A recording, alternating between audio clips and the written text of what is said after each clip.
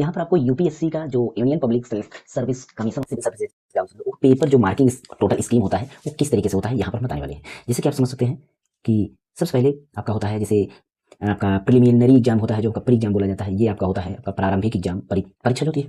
इसमें first paper जो होता है वो जीएस का होता है। किसका? जीएस का, मतलब जनरल स्टडी होता है। जनरल स्टडी में क्या होता है कि क्वेश्चन कितने होते हैं? क्वेश्चन हमारे 100 होते हैं, लेकिन मार्किंग जो होती है 200 की होती है। मतलब आप समझ सकते हैं कि एक क्वेश्चन 2 अंक का होता है, एक क्वेश्चन 2 मार्क का होता है। और इसके बाद इसमें आपका 1/3 आपका 1/3 इसमें आपका मार्क कटता है, मतलब 0.66 के आधार पर आपका मार्किंग कटती है। यदि आप निगेटिव मतलब आप गलत करते हैं तो इस तरह की निगेटिव मार्किंग 1/3 होती है, मतलब 0.66 के आधार पर।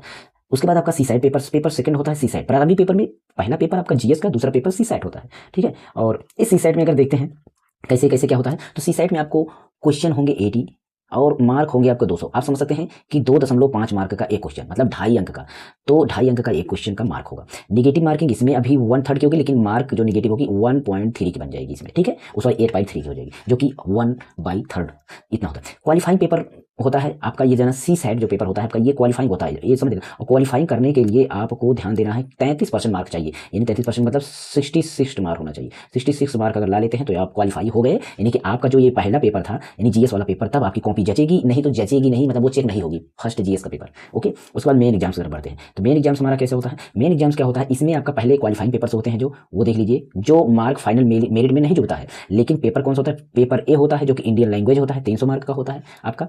उसका पेपर बी होता है जो कि इंग्लिश का होता है, वो 300 मार्क का। दोनों पेपर लैंग्वेज से रिलेटेड हैं और आपका ये दोनों में सिर्फ पास होना जरूरी है। मार्क आधी का आए या ना आए कोई वैल्यू नहीं है, लेकिन आप इसमें पास जरूर, क्वालिफाई पेपर होता है। अगर आप क्वालिफाई नहीं होंगे तो आपके पेपर्स और नहीं फिर जुड़े, मतलब पेपर देने नहीं पाएंगे। इसके बाद आपका यहाँ पर मेरिट जो बनेगी पेपर की, वो होता है आपका कुछ इस तरीके फाइनल रैंकिंग वाली। जो आपका पेपर फर्स्ट होता है जो आपका ऐसे होता है 250 अंक का, पेपर सेकंड होता है जीएस फर्स्ट 250 का, सब 250 का होगा, 250 का। पेपर 1 ऐसे के बाद आपका पेपर 2, पेपर 3, पेपर 4, पेपर 5, यानी कि पेपर 5 तक आपका जीएस है, ठीक है। लेकिन जो पेपर 5 है, ध्यान देना, 5 वाला आपका इथिक्स होता है। कौन सा होता है? इथिक्स। ध्यान देना 250 का ये भी होगा। इथिक्स आपका कौन सा पेपर है? पेपर 5 याद रखना। और पेपर 6 जो है वो ऑप्शनल पेपर होता है, आप अपनी इच्छा अनुसार चुन सकते हैं कौन सा सब्जेक्ट रहेगा।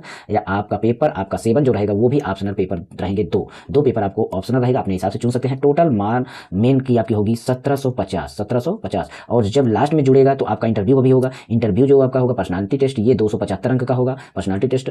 तो ये 1700 और 275 अगर हम दोनों जोड़ लेते हैं मेंस और इंटरव्यू का, तो ग्रांड टोटल निकल के आता है 2025 मार्क, ठीक है। 2025 मार्क में आपको मेरिट आपकी फाइनल तैयार होगी, जो कि आपका, ठीक है। प्रीलियम सिर्फ स्क्रीनिंग टेस्ट होता है, प्रीमियम जो है आपका वो स्क्रीनिंग टेस्ट होता है, वो आपका ध्यान देना, वो स्क्रीनिंग टेस्ट होता है, वो फाइनल मार्क में नहीं जुड़ता है। यानी फाइनल सिलेक्शन जो होता है मेंस और इंटरव्यू के आधार पर होता है। नेगेटिव मार्किंग सिर्फ प्रीलिम्स में होती है, बाकी नहीं होती, याद हो गया ना। यानी कि आपका प्री पेपर वैसे होगा, वो स्क्रीनिंग के लिए होता है, और मेंस में ही आपका सारी चीजें मार्किंग की जाती है, वो भी निगेटिव नहीं होता है।